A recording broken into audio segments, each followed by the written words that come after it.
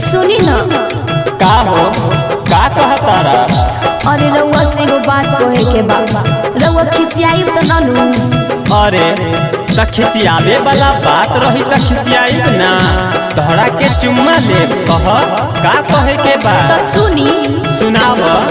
दिलवा के सारा धापुरा दिन रउआ ए जी दिलवा के सारा धापुरा दिन रउआ बोलवा हो सजना हो किन दाना लहंगा लखनऊआ सजना हो किन दाना लहंगा लखनऊआ। अच्छा त इहे कहे के बा? हाँ जी ना दीना। तनी शर्म कर, एगो लइका हो गई आ तोहरा के लहंगा पहने के बड़ा शौक लागल बा। तनी सुन तो सुनावा। कर लाज शर्म एगो हो गईल बउआ, कर लाज शर्म एगो हो गईल बउआ। छुछुनरो का करब लहंगा लखनऊआ, छुछुनरो का करब लहंगा लखनऊआ। ए राजा लहंगा पेन्ह तो तू ही न देखवा कि केहू और देखे आए। अरे मान जाई। चल हट, हमरा के काम करे द।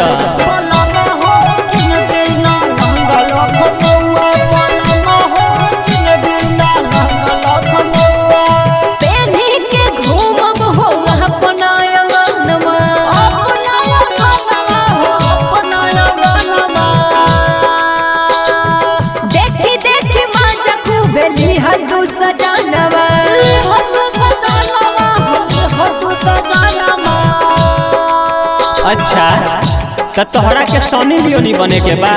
त सुन अभियो बदल दा तू अपना इरादा।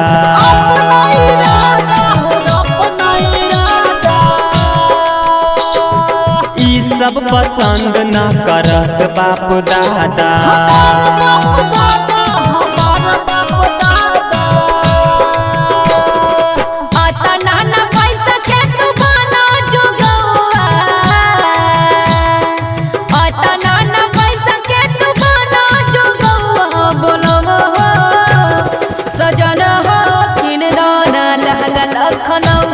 बलमा हो किन दाना लहंगा लखनऊआ।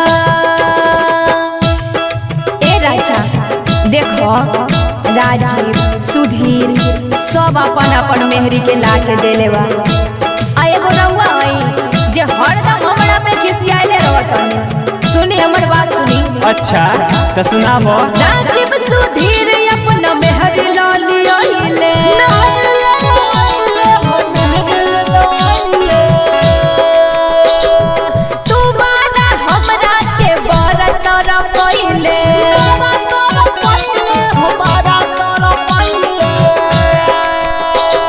अरे तो ओकरा सबके बड़का बड़का नौकरी लागल बा ना। हमरा के कौन नौकरी बा? हमरा तो यह खेती बाड़ी बा ना। तो हम कहाँ से तोहरा के लहंगा ला के देव? तनी सुन, दोसरा के परतर न कर तू धनिया।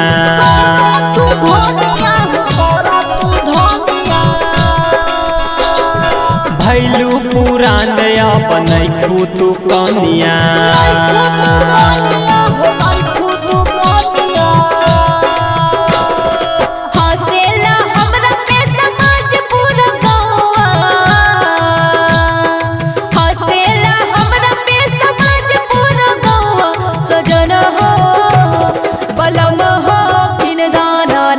लखनऊआ बलमा हो किन दाना लहंगा लखनऊआ। दिलवा के सारा धापुरा दिन रउआ, दिलवा के सारा धापुरा दिन रउआ। बलमा हो सजना हो किन दाना लहंगा लखनऊआ, बलमा हो किन दाना लहंगा लखनऊआ।